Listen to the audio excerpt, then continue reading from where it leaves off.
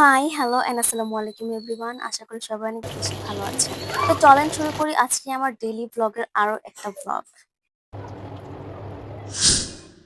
তো রোজকার মতনই আমার এই সকালটা শুরু হয় ৭টা থেকে। আর এখন সকালবেলা উঠে আমি চলে যাব কিচেনে, কারণ আমার সকালটা শুরুই হয় কিচেন থেকে। আজকে আমার সকালের নাস্তায় থাকতেছে খুদে খিচুড়ি, যেটা হচ্ছে পোলার চালের যে খুদে চালটা হয় না, ওই চালটা দিয়ে ডাল দিয়ে রান্না করতেছি। এখন এটাকে আপনাদের ভাষায় কি বলে আমি জানি না, তবে মুন্সিগঞ্জের ভাষায় এটাকে বলে খুদে খিচুড়ি, যেটা এখন আমি রান্না করব। আর রান্না পুরোপুরি কমপ্লিট হলে চেহারা দেখে আপনারা বুঝতে পারবেন যে আসলে কি রান্না করছি। সো এখন আর কাউকে কোনো কনফিউশনে রাখতে চাই না। তো রান্না কমপ্লিট হলে এমনিতে বুঝে যাবেন। যেহেতু খুব সকালবেলা ঘুম থেকে উঠেছি, আমি চাচ্ছিলাম না আমার মেয়েটা ঘুম থেকে এত সকালবেলা উঠুক। তো এর মাঝে হচ্ছে আমি চেক করতে গিয়েছিলাম যে বাচ্চাটা ঘুম থেকে উঠেছে কিনা। তো গিয়ে দেখলাম যে বেচারি ঘুম থেকে উঠে গিয়েছে, আর তখন বাজতেছিল মাত্র 7:30-এর, হয়তো বা কিছু মিনিট বেশি বা কম, তখন টাইম দেখি নাই। তো যাই হোক, এখন আমার রান্না বান্না কমপ্লিট করে আমি হচ্ছে এখানে ইলিশ মাছটা ভাজি করে নিয়েছি। আর আমার বউয়াটাও কমপ্লিট, মানে সাদা খিচুড়ি কমপ্লিট। আর এখানে হচ্ছে বেগুন ভর্তা বানাবো।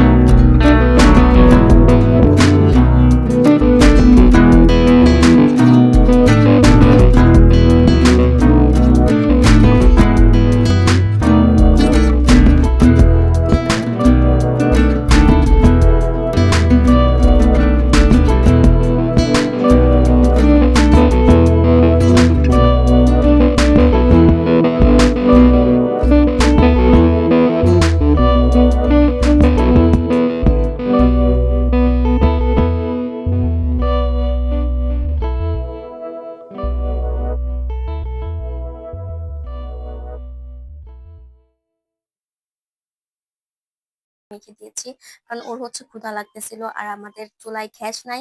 তো ওই কারণে রান্নার আরো লেট হবে, সো আমি এখানে বাকি রান্নাটা কমপ্লিট করছি আর ওকে খেতে দিয়ে আসছি। এরপরে হচ্ছে আমি রান্না করব ফিশ কোফতা কারি, আর এই ফিশ কোফতাটা আমার কাছে ভীষণ মজা লাগে, যেটা আমি রুই মাছ দিয়ে বানাইতেছি।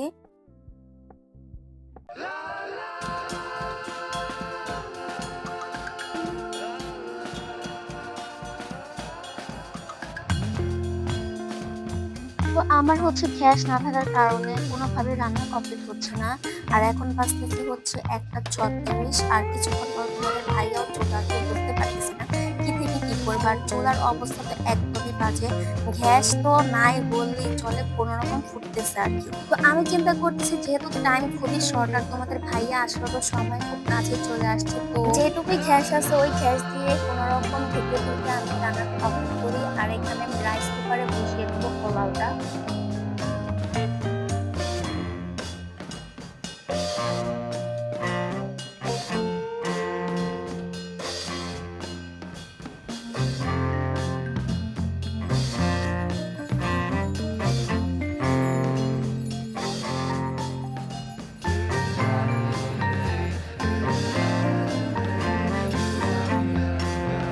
তো ফাইনালি আমি এখানে ফিশ কোফতা কারিটা রান্না করে ফেলছি, কেমন হয়েছে। আর তার পাশাপাশি এখন আমি রাইস কুকারে আমি পোলাওটা রান্না করতেছি।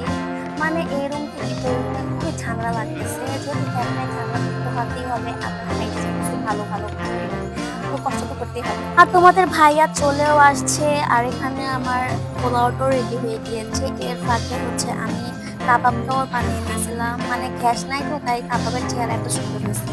যাই হোক, নিজেরাই খাবো, কোনো প্রবলেম নাই। তো এখানে হচ্ছে মানহা যেহেতু আগে খেয়ে ফেলছে, তো ওকে হচ্ছে আগে আমি ঘুম পাড়িয়ে নিয়েছি।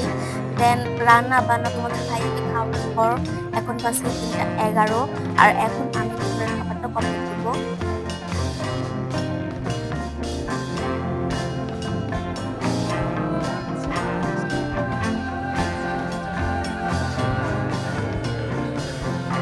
তো খাওয়া দাওয়া শেষ করে চলে গিয়েছি কফি বানাতে, তোমাদের ভাইও চলে যাওয়ার সময় হয়ে গিয়েছে, তাই আমি কফিটা বানাইতেছি। অ্যাকচুয়ালি কোথাও কি দুপুরবেলা খাওয়া দাওয়ার পরে আমরা দুপুর থেকে বাইরে যাই, মানে কাজে যাই, তো ওই টাইমে চা বা কফি কিছু একটা ওকে বানিয়ে দিতে হয়। নাহলে হয় কি, আমাদের খাওয়া দাওয়ার পরে যে ঘুম ভাব থাকে না, ওই ভাবটা চলে যায়।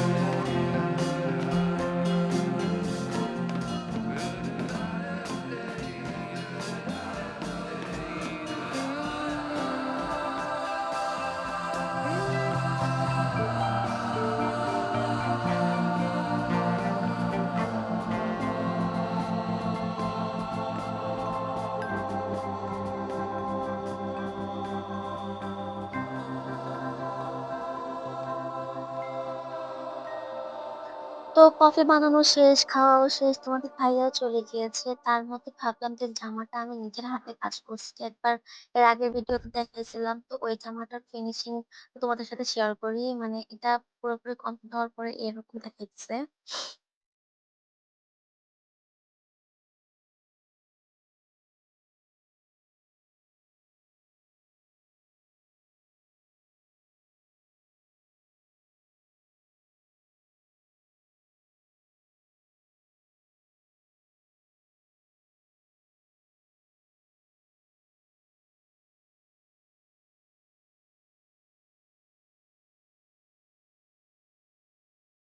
তো ইতিমধ্যে মানহাও ঘুম থেকে উঠে গিয়েছে, আর ঘুম থেকে উঠে ও আমার পায়ের মধ্যে শুয়েছিল, তো ভাবলাম আমার চুলগুলো একটু নেড়ে দেই। তো এগুলোই করতেছিলাম আর কি।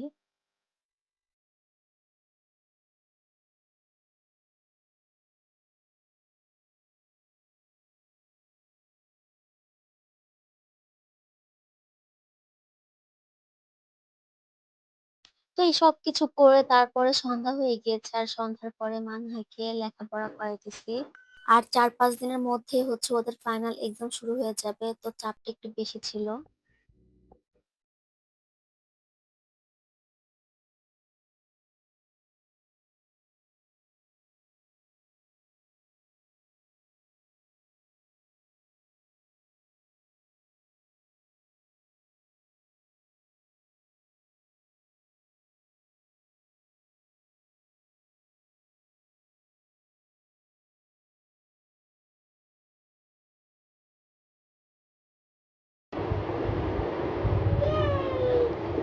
Very, very good. তাকাও।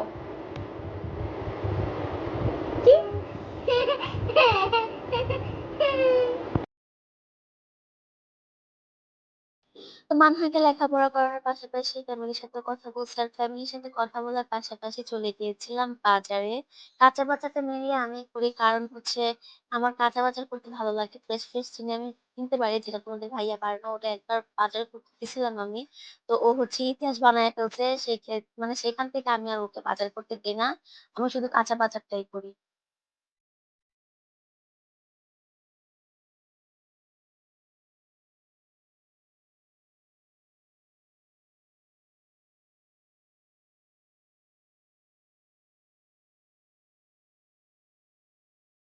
তো সব কাজ শেষ করে চলে গিয়েছিলাম মানহার কাছে, আর মানহা এখানে খেলতেছিল। আর ওর জন্য বাজার থেকে আসার সময় ফ্রেঞ্চ ফ্রাই নিয়ে আসছি। আর ওর যে ফ্রেঞ্চ ফ্রাই কি পরিমাণের যে ও পছন্দ করে, এটা আমি বলে বোঝাতে পারবো না। তো এর পাশাপাশি সন্ধ্যার নাস্তার জন্য আমি এখানে মুড়ি মাখা বানাইতেছি।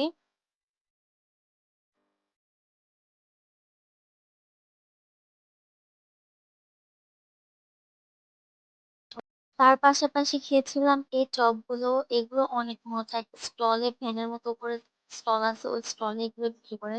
তো আমার কাছে বেশ ভালো লাগে, বিশেষ করে চাটনিটা খুব মজা। তো যাই হোক, আজকে আমার ভিডিও ছিল এ পর্যন্ত, আশা করি ভালো লেগেছে। তো নেক্সট ভিডিওর জন্য অবশ্যই আমাকে বেস্ট অফ লাক বলবেন। সবাই ভালো থাকবেন, সুস্থ থাকবেন, আমার জন্য দোয়া রাখবেন। আল্লাহ হাফিজ, আসসালামু আলাইকুম। আর নেক্সট ভিডিওর জন্য অবশ্যই অবশ্যই পাশে থাকতে হবে, চ্যানেলটাকে সাবস্ক্রাইব করতে হবে। আল্লাহ হাফেজ।